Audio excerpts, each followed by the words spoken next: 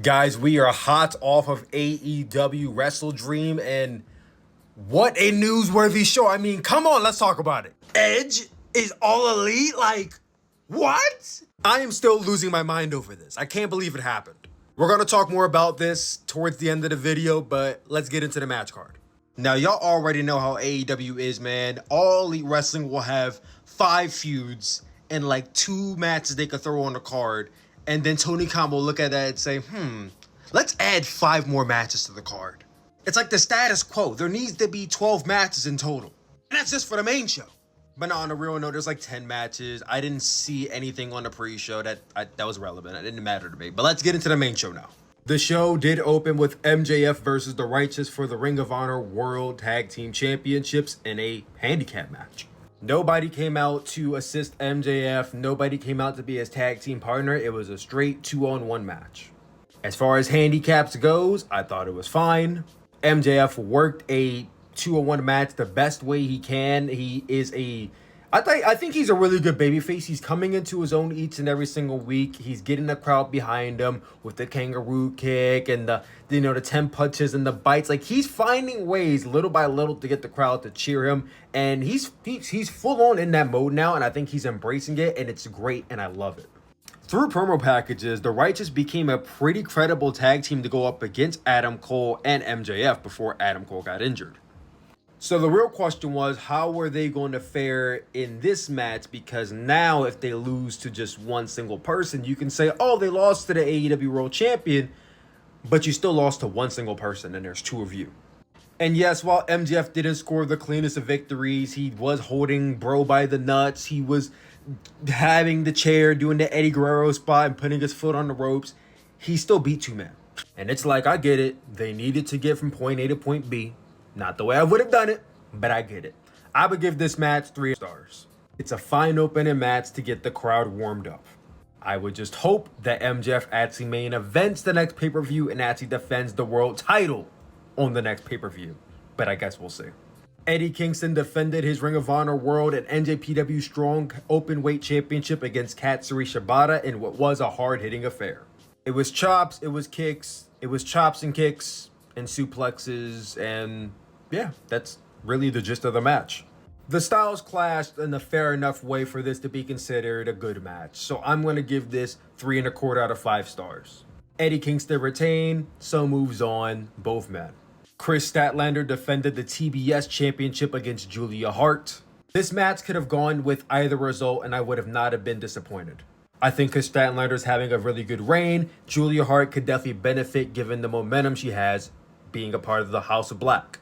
As a match, I thought it was pretty fine. Julia Hart is improving day by day with her moonsaults and her innovation with submissions. Like, I'm enjoying her work. Not gonna lie, seeing Chris Statlander struggle at some points was like, girl, I feel like you could snap Julia Hart if you really wanted to. Like, of course, with wrestling, you have to suspend your disbelief, but sometimes you look at a match and you're like, all right. I thought for sure Julia Hart had this match won until she didn't.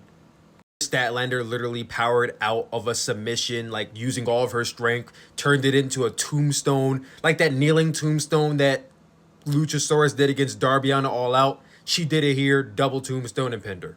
Situation again where I would have rathered Julia Hart won, but I'm not mad that Chris Statlander retained. I would also give this match 3.25 stars. A good performance from both women, nothing special, but I'm glad it happened on the card. The Young Bucks versus the Guns versus Orange Cassidy and Hook versus the Lucha Brothers. And yeah, I guess the winners get a tag title shot. That's kind of it. These are one of those matches that I'm talking about where we could have saved time and just not had this match on the show. This could have been a Dynamite match, honestly. Very early on in the match, Rey Fenix hurt his shoulder and was out of it for like the remainder. And you could tell at one point they started improvising spots. Like, they seemed like they didn't really know what was going on. And it does appear that Rey Fenix was legit injured during this match. Might have been a dislocation, but the fact that we just saw Jon Moxley have to drop the title due to injury, and I'm not trying to say he's going to drop the title or anything, but like Rey Fenix gets hurt 2 weeks later. 2 back-to-back freak accidents. I need this title not to be cursed. We just had a great reign with Orange Cassidy. Let's not have this championship be the one that starts hurting people and putting people on the shelf. I ain't gonna hold you. This match really just felt like it was happening at one point. There were spots happening, and that was really it. The Young Bucks came out with the win, and I was like, why? Bullet Club Gold is doing some of their best work, so the Guns going after the tag titles makes sense. Orange Cassidy isn't doing anything, so him going after the tag titles with Hook makes sense. But you go with the Young Bucks? Like, didn't they just have a match at All In for the tag titles and lose? Doesn't make any sense to me. Now, a match that definitely was not bad. Swerve Strickland versus Hangman Adam Page. Swerve Strickland came out to this match like rent was due, because this man put on the performance of a lifetime. He was in his hometown, so naturally he was getting cheered and Hangman was getting booed. And that kind of forced Hangman to work kind of sort of heelish for the first time in his career, which was also very interesting to see. We had near falls and a white hot crowd on top of really dope spots like Swerve doing a stomp to Hangman on the apron. I wasn't a fan of him cheating to win, but Swerve got the W. Honestly, outside of the way Swerve won, it was a great match. I would give it 4.5 out of 5 stars. This is definitely the match that puts Swerve up there with the main eventers. He's not ready-made yet to be a main eventer, but this puts him up there. Give him some big wins, and he can go after the world title within the next couple months. Ricky Starks versus Wheeler Yuta happened. Another match that could have been saved for Dynamite. I honestly was not paying attention. This was my bathroom break match.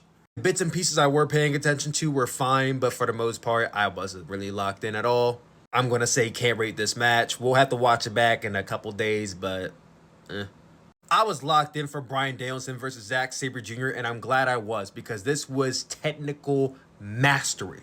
I shit you not when I say this match featured some of the greatest counter wrestling that I have ever seen in my entire life. The seamless transitions, the crisp mat work, the smooth technical wrestling, the stiff strikes, the bone-jawing joint manipulation. If you're a fan of that type of wrestling, this match is the holy grail for you, honestly. This match is 5 stars, like, without question. It is outstanding. This is not a match I want to see every single week.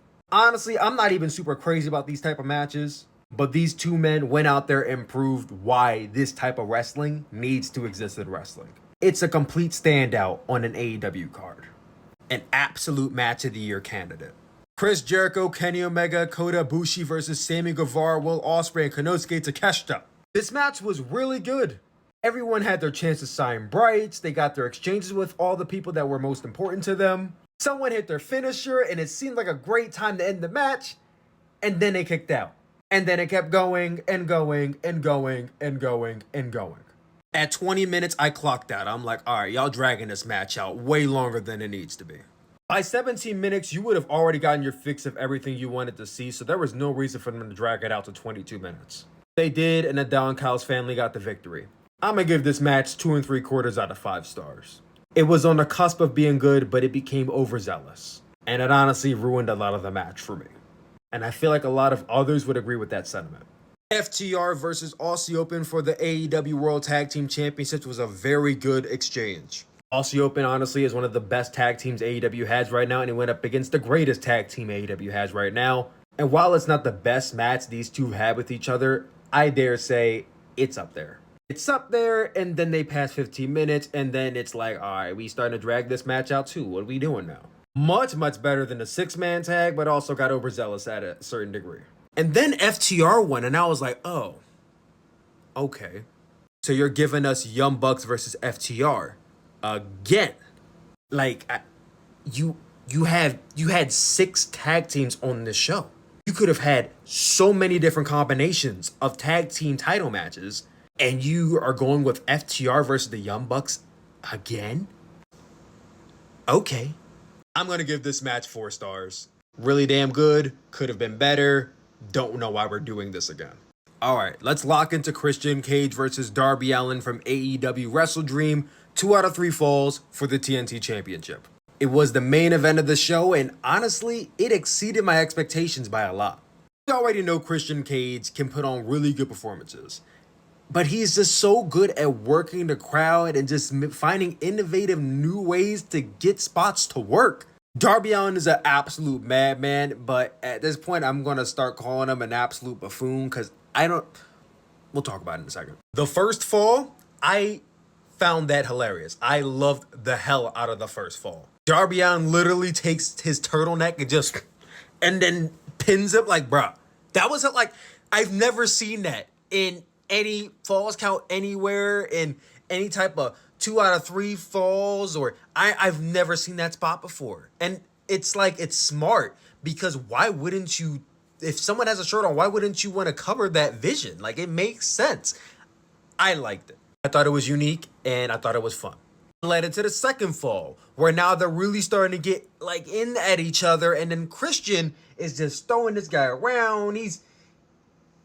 He gets a steel steps, right? And he proceeds to yeet Darby Allin on the steel steps, on the step part, not on the flat part, on the fucking step part. And you know this is shit that Darby Allin probably wanted to do himself. I'm not saying this may not have been a Christian Cage idea, but Darby Allin agreed to it. And you want to know why? Because Darby Allin always does shit like this. That was so nasty. Like, don't get it wrong. I'm not trying to be that guy. I'm not trying to be like, oh, Darby Allin's he's gonna be a cripple in like 10 years or what. But like, bro, why are you doing shit like this? Jeff Hardy wasn't doing this kind of shit. Mick Foley wasn't even doing the kind of shit you're doing right now. It's just so reckless to see. I really do not want to be that guy. I really don't want to be. But like, as a fan, I appreciate you wanted to push the bar and do dangerous spots, but at some point it starts to just make me go, why are you putting yourself through this pain? When every other week you are doing something that is so asinine that I would never see another wrestler do, it makes you look like a masochist. It makes your character look like he just pleasures himself off of getting hurt. Because that's what Mick Foley looked like at one point. Mick Foley looked like a masochist. I mean, I would like to believe that part of the Mankind character is that he was a masochist. I'm starting to feel like Darby Allin's gimmick is that he is a masochist. He enjoys this. It's gnarly, but like, it's not even that cool. It's just like, why are you doing this to yourself? I really hope Darby Allin like softens up at some point, because it is jarring to watch sometimes. I'm not even gonna hold you. My friend who's not even a fan of AEW watched this, and he even thought that was way too jarring to watch. Stretcher came out and Christian did like a frog splash onto it. I'm like, bruh, come on. Don't get me wrong, like, it's dope, but like, I just care about his health. I just care about his health too much.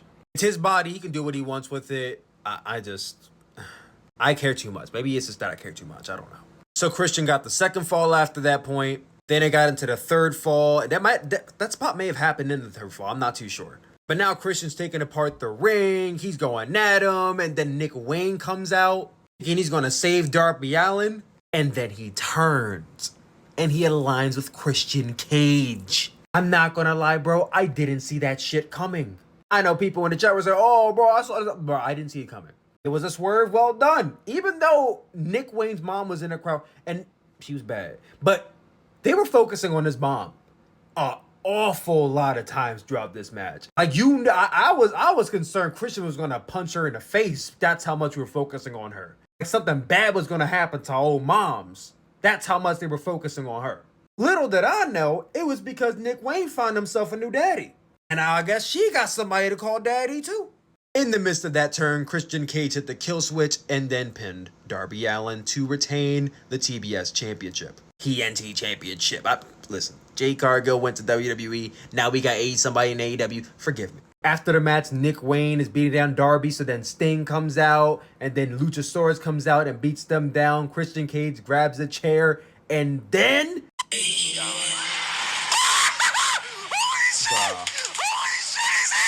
And Adam Copeland comes out to make his AEW debut. I lost my fucking marbles. Now, mind you, Edge gets in the ring. He grabs a chair like he's going to tease doing the concerto to Sting. Now, Sting was facing face up. So unless Edge was going to bash his fucking nose and face in, there was no way that was going to happen. So Edge turned on Christian, speared Nick Wayne. He stood tall with Darby Allin and Sting. It looks like Edge versus Christian Cage is going to be a program leading into Full Gear. Holy shit. Who would have guessed? We all heard the rumors, we all heard the speculation, but I was not going to buy it until I saw it. But Adam Copeland, the rated R superstar, former Edge, is all elite. Not only is he all elite, but Tony Khan stated, this man is full time. He's going to be at AEW every week. I thought he was going to be part-time, maybe a year or something. But no, bro. Edge is locked in. Now, Adam Copeland right now has a whole Twitter thread you guys should go and read. He's basically explaining why he left WWE. More or less, he felt like WWE didn't have anything to offer him and that they felt like they outgrew each other. But that's okay, because he still loves WWE and he's looking for a new challenge, and AEW offered that. And probably offered him a lot of money too, but AEW is offering Edge something new. And I mean, when you think about it, Edge is 50 years old, yes, but this is a whole career resurgence for him. Think of all the matches we can get right now. I mean, you can revisit Edge versus Bryan Danielson. Think about Edge versus Jon Moxley, the promos Edge versus Jon Moxley can bring us. Edge versus Christian Cage is a gimme. Edge and Christian Cage eventually can team up and go up against anybody on a roster in a tag team division. The Young Bucks, the Hardys. I don't want to see the Hardys, are a little washed, but all the tag team combinations, tag titles in his future. The newer generation, Darby Allin, MJF. The promo wars with Samoa Joe. The matches he could have with Kenny Omega. Revisiting feuds with Jeff Hardy, with Matt Hardy, with Chris Jericho. He could possibly start his own little faction like he had the Judgment Day in WWE. He could be a producer for AEW. He can be creative for AEW. There are just unlimited possibilities for him that honestly he did not have if he would have stuck with WWE. He was in WWE for 25 years. WWE champion, World Heavyweight champion, Royal Rumble winner, main event of WrestleMania. What else was there for Edge to do? I see people online who are having full-on fucking meltdowns that Edge signed with AEW. Adam Copeland is a grown-ass man that made his own informed decision to go to another wrestling company to have new opportunities and new challenges. And you over here bawling your eyes out online because his last match was against Shame. Like, shut the fuck up. If you claim to be a fan of Edge, you should be happy for him. This doesn't ruin his legacy. He busted his ass for 25 years. He can do whatever he wants. If you don't like it, nobody's forcing you to watch AEW. Don't. It's that simple. Just don't watch it. Be upset about it. That's the only option you have, honestly. He's already in AEW. Or better yet, I got something better for you. Do us all a favor. Cope.